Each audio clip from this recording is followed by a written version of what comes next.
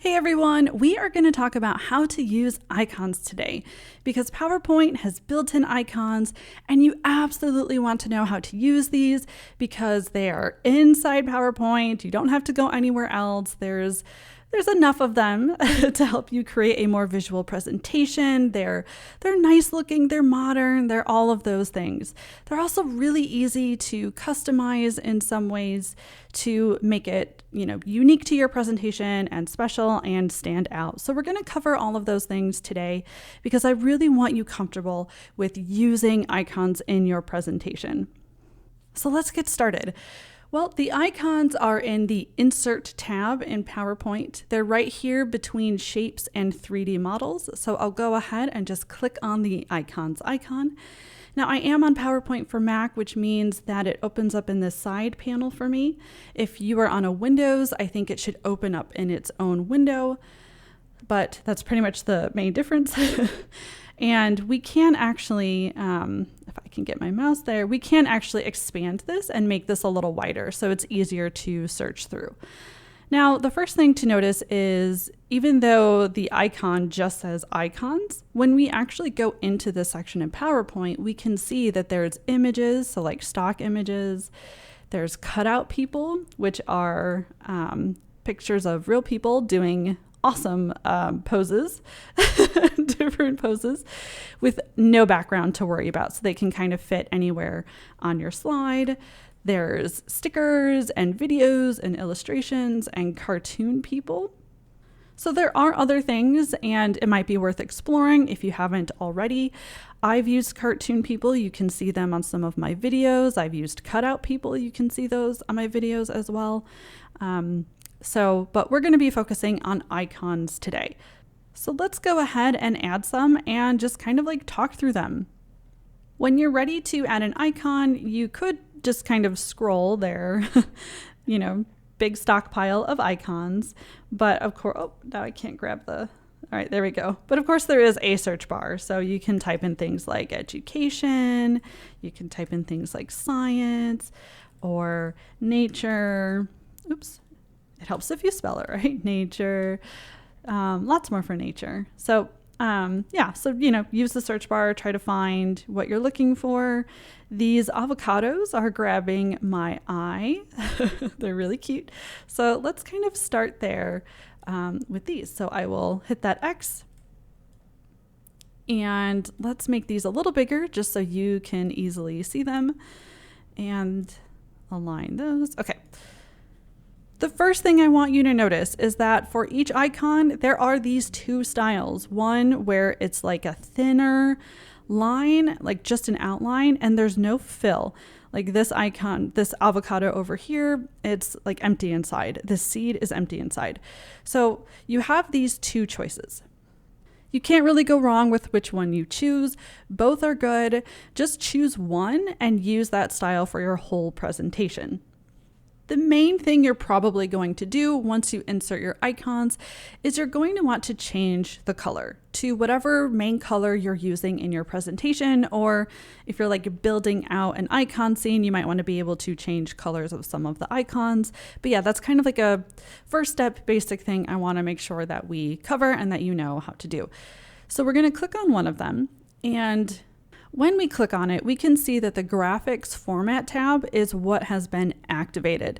Now, this actually tells us important information, and it is something I want you to know about and to keep an eye on, that when you click on an object, PowerPoint has these like dynamic menus, and it will activate the tab that is appropriate for like the file type, basically.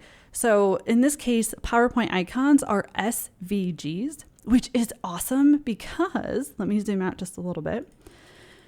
With an SVG, which is like a vector, we can make these huge. Like we can make them as big as we want because it won't pixelate. It won't get blurry or any of those things. So I will undo that, zoom back in.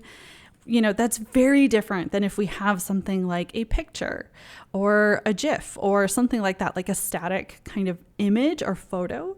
If we try to increase the size of that photo bigger than the original file size, that's when we get things like pixelation, or it looks blurry, it looks grainy. We don't have to worry about that with icons. Which means if you're creating something like a poster that you're going to print, icons are the way to go, thumbs up, because you can make them really large and they will still look crisp and clean and great. It also means, of course, if you're projecting it, you're giving a talk, you don't have to worry about it getting grainy. So we're going to talk a little bit more about some of the different format tabs in this video when it becomes relevant, but I just kind of want to plant that seed, haha, right now. All right, so let's get to changing some colors. Okay, we can actually click on both. I'll just hold down Shift on my keyboard and then click on this one, and we can change. Let's choose this purple and see what happens. Okay, so it sort of changes everything that is in the original icon. So this was originally filled in with black. Now it's filled in with purple. The seed, same thing. And this one, even though we chose, let me click it again and show you, even though what we're choosing over here is the bucket that says graphics fill, right? It's like the fill color, usually that fills in the thing with color. It's not doing that here. It's not changing the original icon. The original icon mostly just had an outline, and so that's all it changed. So that's good. Like, we don't have to worry about choosing this, but then as we change the color, it like converts to this one, right? It'll preserve that. So thumbs up. So for either one, you're going to want to start with the graphics fill to change the color. And I keep emphasizing that because in a way, this feels like just an outline, right? So you might be tempted to actually leave it as is. So here was the original. You might think, which would be, logical, it would make sense, that, oh, I want to change the color. I'm going to change the outline color. So watch what happens when I do that. I'm actually going to choose the same color just so you can see. So if I click on that, see, it actually adds on top of the original icon, and it does make it thicker, which you might actually want to do. Like, maybe you do kind of like this more than this, but this feels a little too thin. Well, you can come in here and just add an outline and it will actually make it thicker. So there's a little bit of customization there. Okay, so that's mostly it with icons. Like, most of the time you're just going to insert the icon and maybe change the color. Maybe you go in and make them thicker or something like that. I will undo that so it goes back to the original line weight. And I will say that you can also do that for this one that is already, like, it has more weight to it already. If we go in here and add purple as an outline, it's even thicker. So again, just letting you know about a couple of customization options there. But yeah, once you've kind of done that, like you've maybe finalized the line weight that you like, you've finalized the color, most people stop there, and that is totally fine. But there are some ways to customize it further that I do want you to know, because I think a lot of people don't think about these. So let's cover some like cool ways that we can customize this even more. Let's get some new icons for that. So I'll keep these here because I do want to use them for a point later. So all right, so we'll go back up to Insert, click Icons again, and it didn't remember I had expanded it, so I have to do that again. So, all right, so let's add this icon here. Okay, I'm going to need one more to show you how I want to customize. We'll do this one here. Okay. All right, let's close out, and I'll make these big so you can see them. Okay. So what's likely going to happen is you're going to see an icon at some point where you're like, it's almost exactly what I want, but I wish I could replace one element in the icon with something else, or I wish one part of the icon wasn't actually there. Here's what you can try doing. First, try to crop. So let's say we have this icon here of what I think looks like a bonsai tree. But let's say you wanted to actually have this in the earth, like in the ground. So you're like, I don't really want this pot here. Well, you can always try to crop it out. Because it is a graphic, we can, just like a picture, crop some pieces out. So if we just pull that up and just try to get right above there, there we go. So now we could maybe, if we had an icon that looked like dirt or something, or we can just kind of put it on the bottom of the slide. But now it just looks like a tree growing. So that's like the easiest one, a place to start, because when we do that, we're not changing it from a graphic to something else. It's going to stay as that SVG. We're just cropping a piece out. So here's another example. Let's say we are like, maybe you're in plant science and you want to talk about different types of weather impact on plants growing or something like that.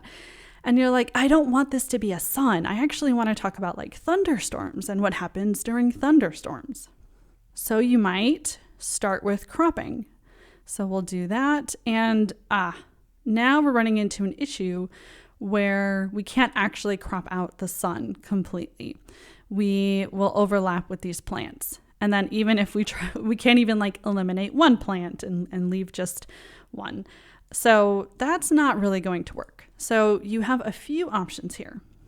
I actually have a separate video about 4 ways to crop, and we're going to use the last option, which is called the fake crop. I'm going to insert a shape. I'm going to do a circle, and I'm just going to cover it up. I'm just going to hide it from you. You don't need to know that it's still there. I can just hide it. Okay, so there's the fake crop in a way. I guess it's more like a fake erase, but whatever. And now we can go in and we'll go back to insert icons, give it a second to load, and type in thunder. Okay, type in. And we have this perfect icon right here that actually shows some thunder. And there we go. And no one would know, right? You would not know that there is actually a sun behind there that I am hiding. And we've customized this icon so it actually looks a little more unique to what you're talking about. And again, what's good about this is we are keeping everything as a graphic, which means we'll always have the option to crop and expand it and all that good stuff. But still, you might find yourself in a situation where that doesn't quite get you to the level of customization you really want. So let me show you another way. I'll select everything, duplicate it using my keyboard, Command D. Just move everything around so we can see it.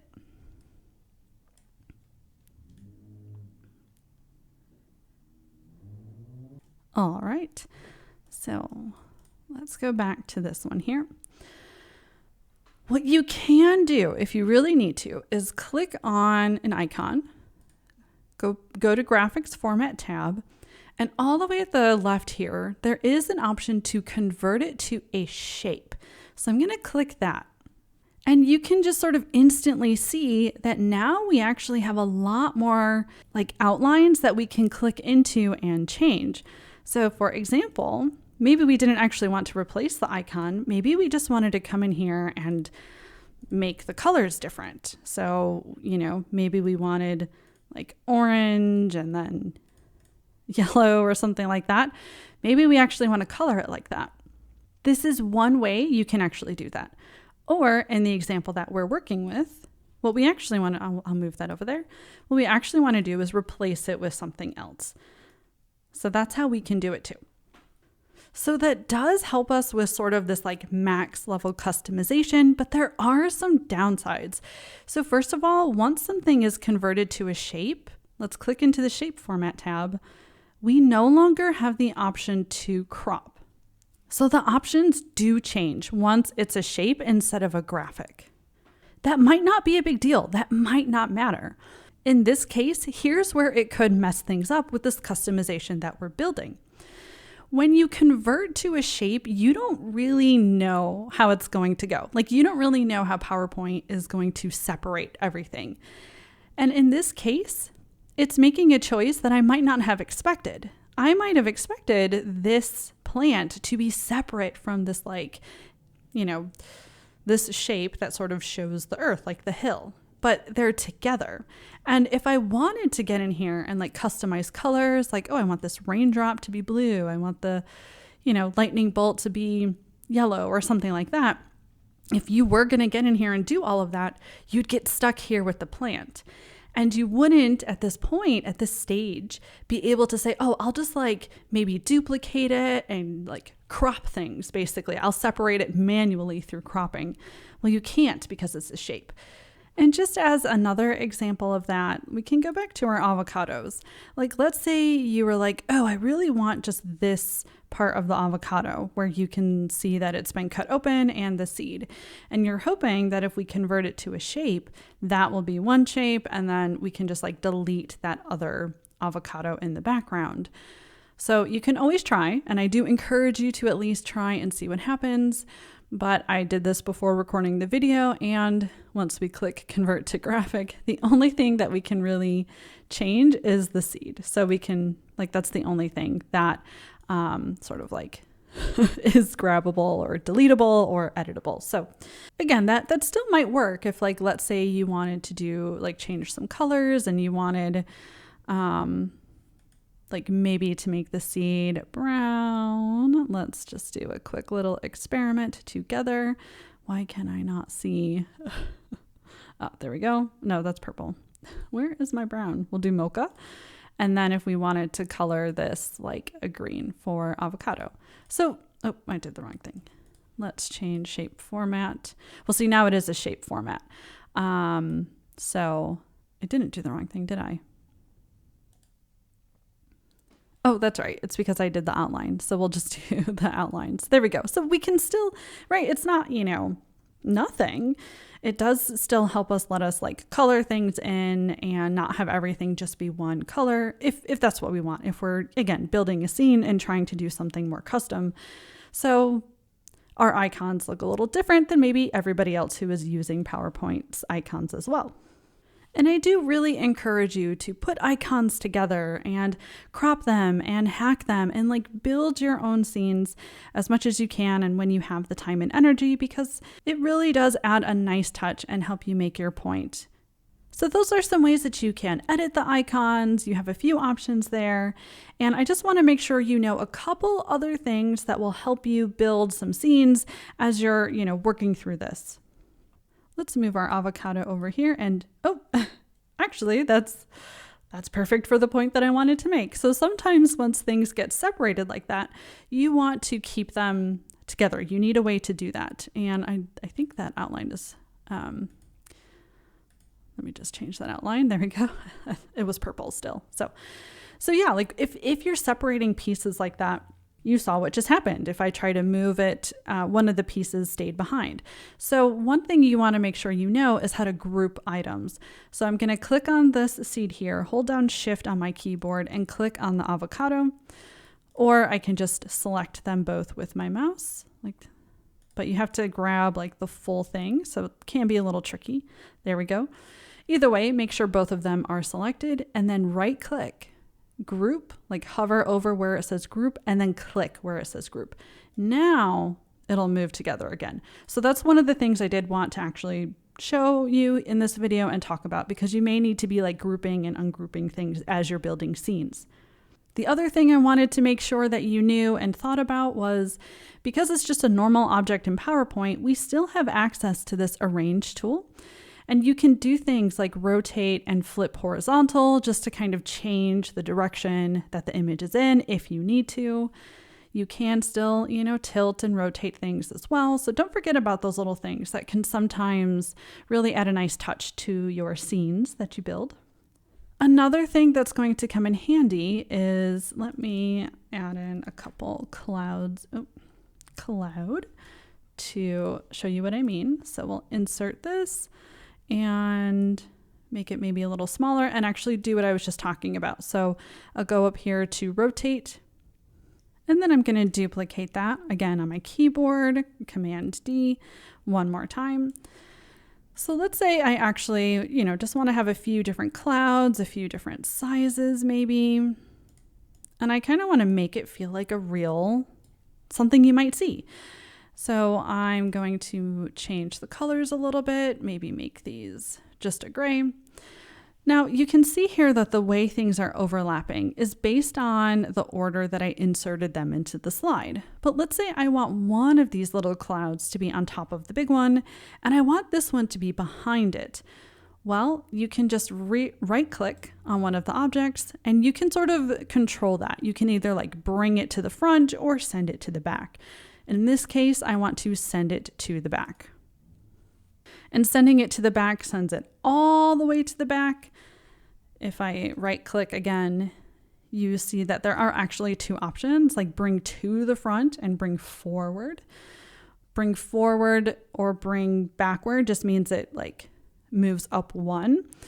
I actually have another video where I talk a lot more about this and how objects are ordered and arranged in a slide. So definitely check that out if you want more detail on this part here. But in this video, I'm just kind of reminding you about this, about like being able to move things front and back and, you know, flipping them around just to add some like style to this so it doesn't look like everything was just like copied and pasted and then left as is.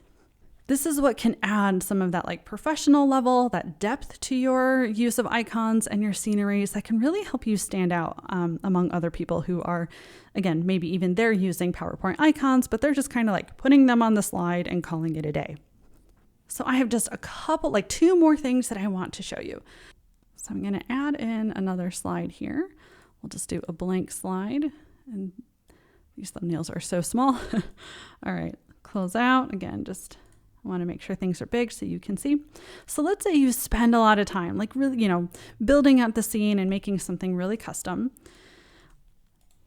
You might find a situation where you want that somewhere else in something, another slide or a custom handout or anything like that. But maybe you actually want to change the size. Maybe you want it smaller. Maybe you want it bigger. There are a few different situations where this could come in handy. So what you can do in that case is you can actually copy it. I'm going to copy it on my keyboard, so Command C, and I'm going to go somewhere else. And if I paste it, it's just going to be how it was. So it's going to be either the graphics or it's going to be the shapes. It's going to be like the original. And I just realized I grabbed that and didn't want to. So let me go back here and make sure I'm not okay. So let's do, and now I've grabbed the sun rays. So yeah, you do kind of want to be careful, especially if you're selecting everything the way I do with my mouse. I just find it tedious to click on things, hold shift. I find that so boring. So I always try to select. Okay, so back to here, we've selected everything. I've hit copy on my keyboard. So instead of just doing like a regular paste, I'm going to go here to the drop down and I'm going to paste it as a picture. Now you may have noticed instantly, it might be a little hard to see depending on your screen, so I'll make it bigger, but it's not as crisp anymore, is it? And again, that's sort of what I was talking about earlier with, you know, pictures. That pictures, yeah, especially if we make them bigger than the original, they can get pixelated like this. They can get blurry, grainy, that kind of thing. It's a little unfortunate that it happened even when I didn't actually make it bigger, but we are sort of taking a vector and turning it into probably a raster, I imagine. I imagine that's what's happening. So it may not work to actually do this and then increase the size, but if we make it smaller, I don't know how easy it is, again, for you to tell, especially because I made it so small, but now it actually looks fine. And if I go to present, it actually looks like crisp and all of that. So it could actually be a way, it could work well if you're not going to make it too big, basically. So this will really help if you want to use it from like one slide to another. And yeah, you want to make it kind of small, like you almost turn this into a small icon in and of itself as like a reference to a previous video where you showed it maybe in like a larger way like this. The other option you have is you can always go to File and export it as an image. So I'll do this to my desktop. The default is PDF for me. I'm not sure if that's a Mac thing, but we can turn that into a PNG and we can save the current slide only. And we have control over the dimensions. I recently had to change this for like some thumbnail I think I was creating. I don't think these are the default. I think it's just remembering it from before, but we could make this, like, let's say we wanted to make this like 3,800. You know, we really want to make this like big. We want to save this in like high quality. Let's try that. So I'll go ahead and export that. It just exported to my desktop, which will be over here, I think. So we'll go back here, add another slide and drag that in, and let's take a look. Okay, so if we make that like the full slide, we can actually see it looks pretty good. We're not seeing that pixelation that we saw before. So sometimes you might have to like export the slide. You can change the dimensions so they're really large, and then you can bring it back into your PowerPoint if needed, like if you actually wanted it to be larger or something like that. So again, just like some other ways that you might be able to reuse the scene that you build in different ways. And if you were like, why would I ever, like, in what situation would that make sense? Well, that's a little bit more strategy behind how you're designing things, how you share things, how you reshare things. And that is something I actually talk about in my online presentation skills masterclass. So if you've been wondering that throughout this video, like, I don't really get like why I would do this or how I would do this, like how this would help me make my point. That strategy is covered in my course. So we just have one last thing to talk about, and that's how to use icons from other websites and how much of what I just covered will apply if you're doing that. So I'll go ahead and just go to this slide. I'll put that over there. So I currently, and this is not like a paid promotion or anything, like they don't even know who I am, I'm sure. But I currently get all of my icons from Streamline HQ. And they have icons, illustrations, elements, all kinds of stuff. I absolutely love them.